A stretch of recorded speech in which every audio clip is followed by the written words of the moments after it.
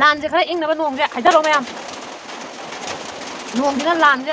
ꯂꯣꯏꯈ꯭ꯔꯁꯅ ꯂꯩꯄꯥꯛ ꯑꯩꯒꯤ ꯅꯨꯡꯁꯤꯖꯔꯕ ꯁꯕꯁꯀ꯭ꯔꯥꯏꯕꯔꯁꯤꯡꯅ ꯃꯇꯝ ꯀꯨꯏꯅꯒꯤ ꯃꯃꯥꯡꯗꯒꯤ ꯉꯥ ꯃꯔꯨꯝ ꯊꯣꯡꯕ ꯆꯥꯕꯤꯔꯛꯑꯣ ꯍꯥꯏꯕꯗꯣ ꯉꯥ ꯃꯔꯨꯝ ꯊꯣꯡꯕ ꯁꯤꯗ ꯂꯩꯖꯔꯦ ꯁꯤꯗ ꯃꯄꯪ ꯂꯩꯖꯔꯦ ꯉꯥ ꯃꯔꯨꯝ ꯑꯗꯣ ꯁꯤꯗ ꯒ꯭ꯔꯦꯚꯤ ꯌꯥꯎꯕ ꯈꯤꯇꯪ ꯂꯩꯖꯔꯦ ꯑꯗꯨꯒ ꯁꯤꯗ ꯀꯣꯠꯅꯕ ꯇꯦꯅꯋꯥꯡꯕꯤ ꯑꯗꯒꯤ ꯈꯥꯃꯦꯟ ꯑꯃ ꯂꯩꯖꯔꯦ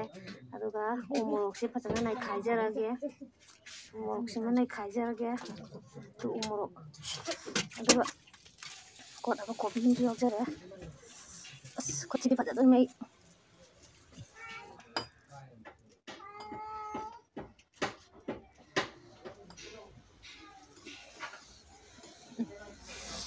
ꯎ ꯃꯣꯔꯣꯛ ꯃꯅꯝꯁꯦ ꯇꯥꯕꯗ ꯃꯌꯥꯝ ꯆꯥꯛ ꯂꯥꯝꯃꯦ ꯆꯥꯕ ꯍꯧꯖꯔꯛꯑꯒꯦ ꯃꯅꯝꯁꯦ ꯅꯨꯡꯁꯤꯔꯦ ꯁ꯭ꯋꯥꯏꯗ ꯈꯤꯇ ꯇꯣꯠꯁꯟꯒꯦ ꯉꯥ ꯃꯔꯨꯝꯁꯤꯗꯒꯤ ꯍꯥꯟꯅ ꯍꯧꯖꯔꯒꯦ ꯃꯌꯥꯝ ꯉꯥ ꯃꯔꯨꯝ ꯃꯍꯤꯁꯦ ꯈꯤꯇꯪ ꯅꯪ ꯈꯨꯍꯥꯎꯁꯤꯗꯤ ꯁꯣꯏꯕꯨꯝ ꯈꯤꯇꯪ ꯍꯥꯞꯆꯟꯖꯕ ꯃꯌꯥꯝ ꯃꯍꯤꯁꯦ ꯈꯔ ꯅꯪꯈ꯭ꯔꯦ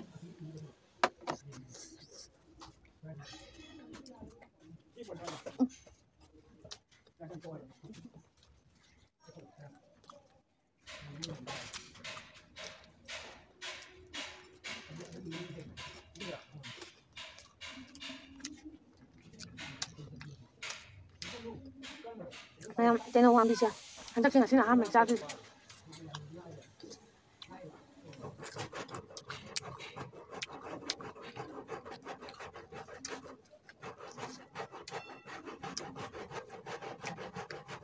ꯁꯣꯏꯕꯨꯝꯁꯦ ꯈꯔ ꯀꯨꯞ ꯀꯨꯞꯅ ꯇꯧꯖꯕ ꯑꯩꯅ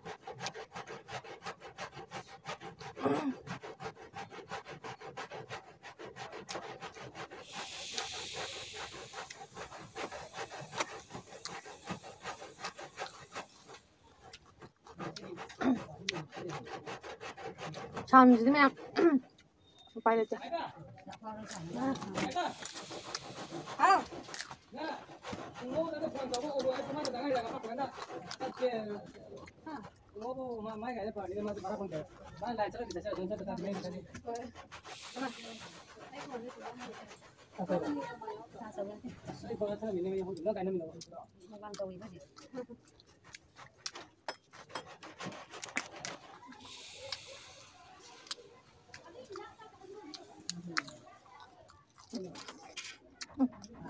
ꯃꯌꯥꯝꯁꯨ ꯁꯣꯏꯕꯨꯝ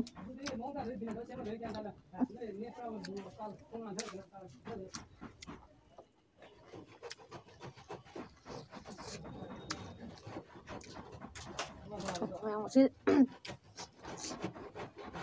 ꯁꯣꯏꯕꯨꯝ ꯉꯥ ꯃꯔꯨꯝ ꯊꯣꯡꯕꯒꯤ ꯈꯨꯍꯥꯎꯁꯤ ꯂꯩꯇ꯭ꯔꯦ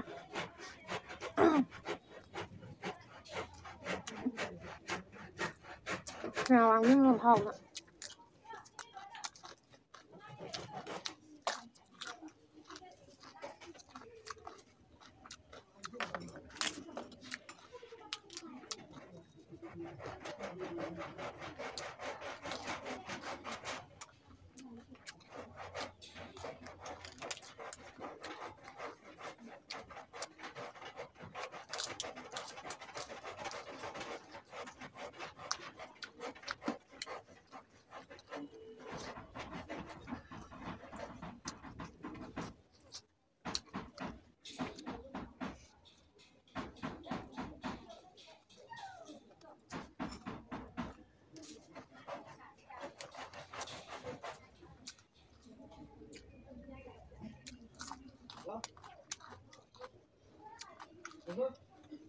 ꯍꯧꯖꯤꯛꯁꯦ ꯃꯌꯥꯝ ꯃꯤꯁꯤꯡꯁꯦ ꯂꯣꯏ ꯋꯥꯅꯩꯀꯣ ꯋꯥꯗꯕ ꯑꯝꯇ ꯌꯥꯎꯗꯦ ꯑꯩꯈꯣꯏꯁꯨ ꯋꯥꯏ ꯂꯥꯟꯁꯤꯅ ꯃꯔꯝ ꯑꯣꯏꯔꯒ ꯁꯨꯐꯝ ꯅꯣꯝꯐꯝ ꯄꯩꯁꯥ ꯂꯥꯛꯐꯝꯁꯤꯡꯗ ꯂꯣꯏ ꯋꯥꯅꯩ ꯆꯥꯗꯕꯗꯤ ꯌꯥꯗꯦ ꯚꯤꯗꯤꯑꯣꯁꯦ ꯇꯟꯗꯅ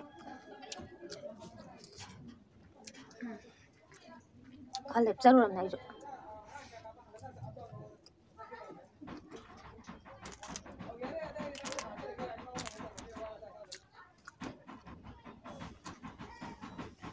ꯇꯧꯁꯜꯂꯨꯔꯕꯅꯤꯅ ꯍꯦꯛ ꯇꯣꯛꯄꯁꯦ ꯅꯨꯡꯉꯥꯏꯇꯕꯅꯤꯅ ꯅꯝꯖꯔꯛꯄꯅꯦ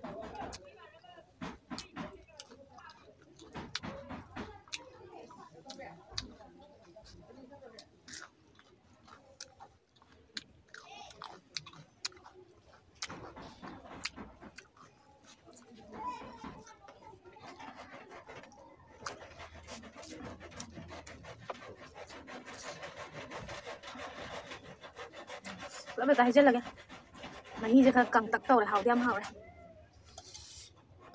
gì mà không ra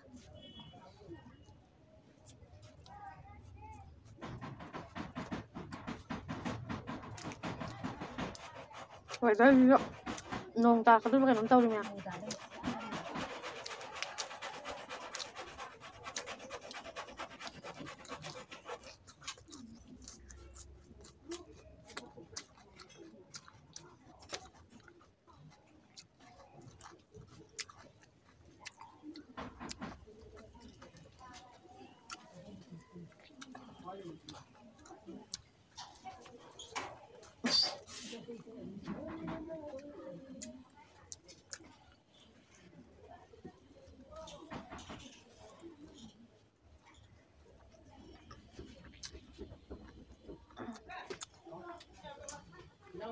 Nên hoàng biết làm hậu với mẹ ăn một số bữa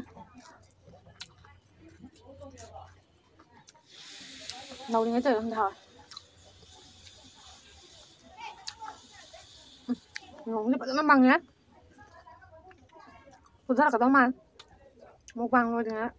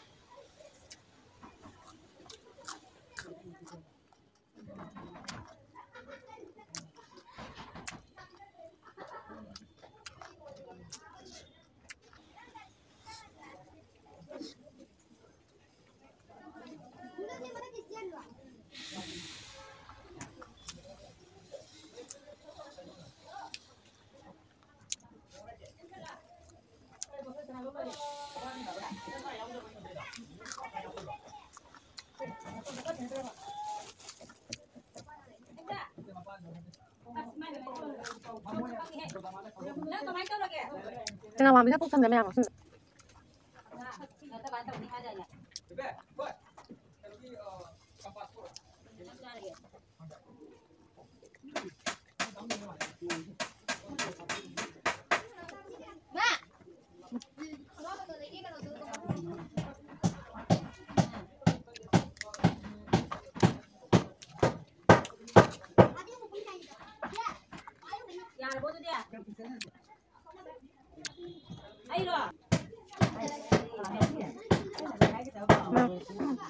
mấy cái lại cây ốc đấy mong mang ra lấy một vàng cái phải này là number one ta nữa mà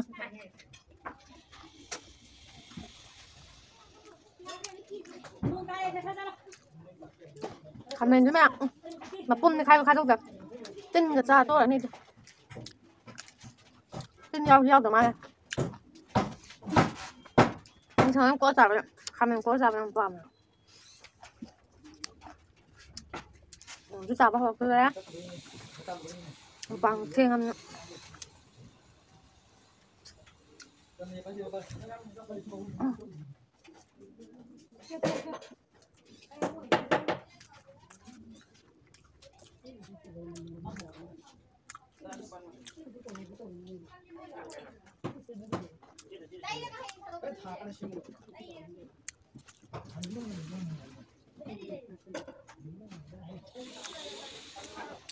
nó ôi nằm nào làm cho anh ngon không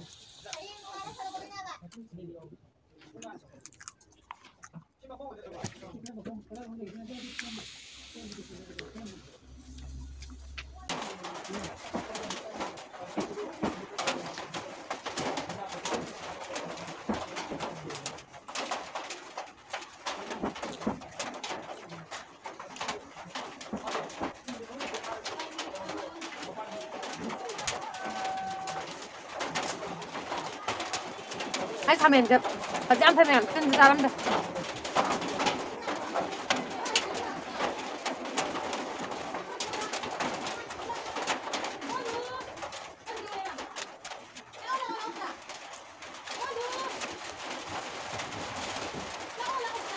một cái làm một cái chảo này tao dùng cái tao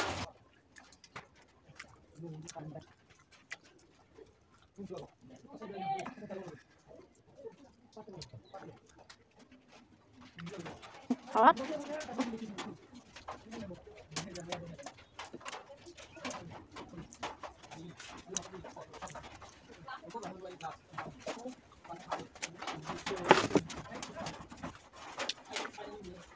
tao cái tao mẹ tao có 100 trời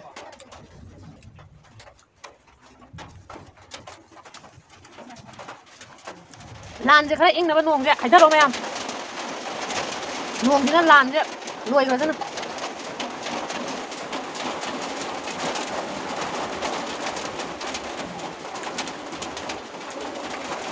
ê mà học cũng nó sao kìa với em một bằng trong cái bàn thôi chứ học không ấy nó sao thế mẹ mà khác cái phần thơ cái aram chơi em ngoài lên gàng tàn khác cái phần thơ đấy không em có hỏi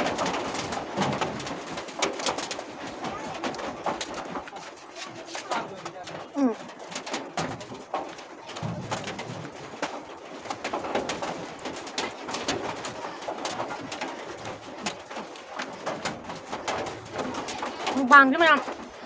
thì xung nhau cái là thì ngang thì nè cái sáng không xào chuan đó đấy ni lớn bậc ấy quay cả tận rồi và khăn tôi ngoài bằng khăn đấy nữa nè màu vàng cái tông cái này thịt béo rồi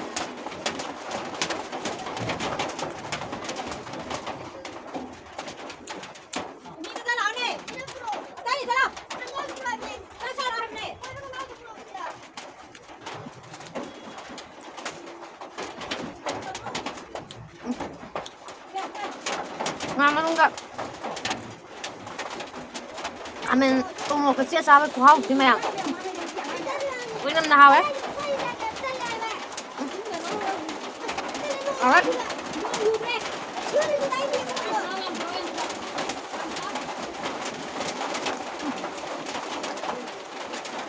lấy hầu cay lâu từng thở đấy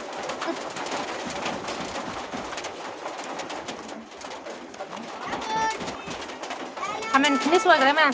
đục tháo đấy riêng cục su được cô là sao với cô hao rồi mày hỏi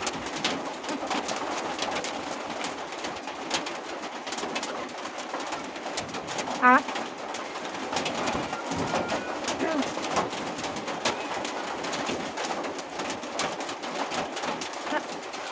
mà đi cái một cái gì mình tới tăng đêm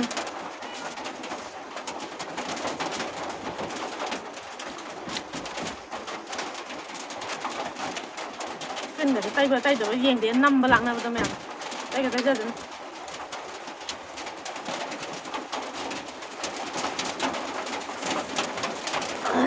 xin tăng thật gì